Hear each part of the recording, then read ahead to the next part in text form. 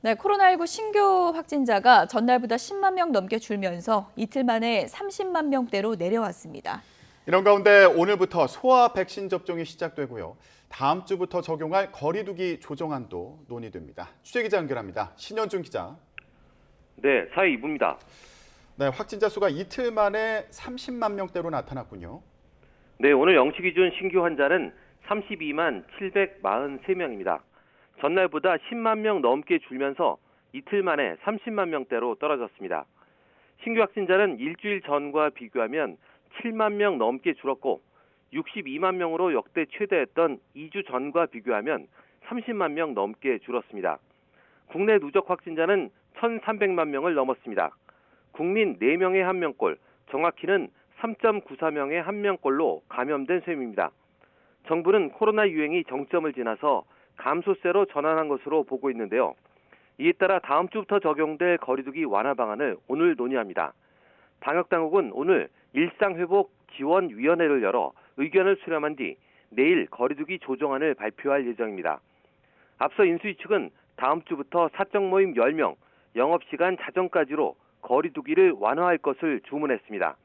더 나아가서 확실한 감소세가 확인되면 영업시간 제한을 즉시 풀어야 한다고 강조했기 때문에 이 두 방안이 모두 논의될 것으로 보입니다. 확진자는 감소세지만 추이가 2, 3주 뒤에 반영되는 사망자나 위중증 환자는 여전히 적지 않습니다. 어제 하루 코로나19 관련 사망자는 375명 발생해 누적 사망자는 16,230명입니다. 위중증 환자는 전날보다 14명 늘면서 1,315명으로 또 역대 최다를 기록했습니다. 1,000명대 네 자릿수 위중증 환자는 24일째 이어지고 있습니다.